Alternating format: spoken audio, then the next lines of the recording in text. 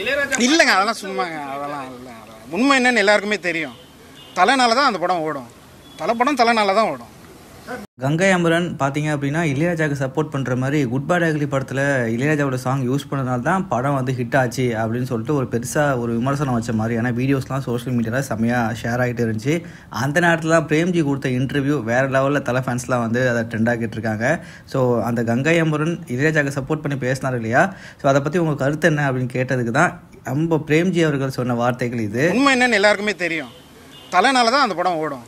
தலை படம் தலைனால தான் ஓடும். எந்த டேரக்டர் எடுத்தாலும் சரி, இல்லை எந்த ப்ரொடியூசர் பண்ணாலும் சரி, படத்தில் தலை நடித்தா தலைக்காக மட்டும்தான் தலை ஃபேன்ஸ் படத்தை போய் பார்ப்பாங்க. அதில் எந்த ஒரு மாற்றமும் இல்லை. இந்த விஷயத்தை தலை ஃபேன்ஸ் எப்படி மாற்றிட்டாங்க அப்படின்னா, அப்பாவுக்கே செருப்படி கொடுத்த பிரேம்ஜி அப்படின்னு சொல்லிட்டு மீம்ஸ்லாம் போட ஆரம்பிச்சிட்டாங்க.